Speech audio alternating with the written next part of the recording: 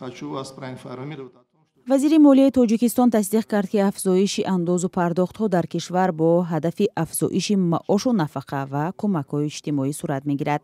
аз ибтидои соли 2024 як нишондиҳанда барои ҳисобҳо ба 72 сомонӣ баробар шуд. дар натиҷа андоз, боҷ, ҷаримаҳо ва дигар пардохтҳои ҳатмӣ низ афзоиш ёфтааст. дар вазорати молияи тоҷикистон гуфтанд, дар баробари боло бурдани ҳаҷми маошу нафақа дар 2 соли охир ҳамчунин ҳаҷми кӯмакпулии унвонии иҷтимоӣ ҳам афзоиш ёфт. агар мо дар соли 2020 барои кӯмакҳои унвонии иҷтимоӣ агар 100 маҷмуан ҳамагӣ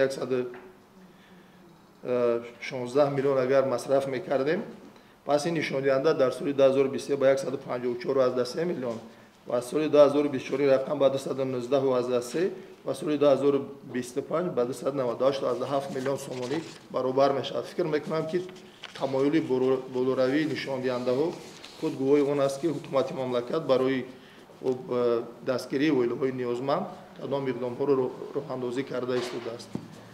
дар назар аст аз 1 июли имсол дастмузди кормандони соҳаи буҷавӣ, стипендияи донишҷӯён 40 ва нафақа 30% зиёд шавад. аммо аз ин пештар Завқизода, вазири рушди иқтисод ва савдои Тоҷикистон гуфта буд, ҳаҷми маошу нафақа дар кишвар аз ҳисоби сарчашмаҳои анъанавӣ боло бурда мешавад.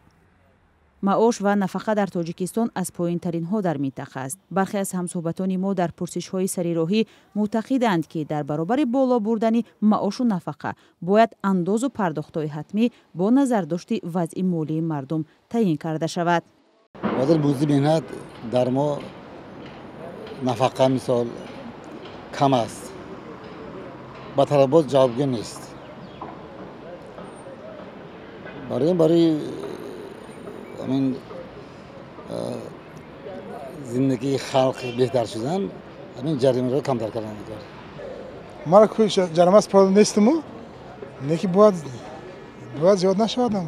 بداگیش بخشم ساز بود خیر. با کلان صاحب زیاد میشد نشون نمیدادم. мавзӯи гарон будани андозу пардохтҳо низ бо назардошти вазъи зиндагии мардум дар Тоҷикистон борҳо мавриди интиқод қарор гирифтааст. ҳамсуҳбатони мо мегӯянд беҳтар аст буҷа бояд дар шароити шаффоф ба баррасии мутахассисон гузошта шавад, то ки ҷомеа ҳам тавонад аз дурустии сарфу харҷи маблағҳо огоҳ бошад.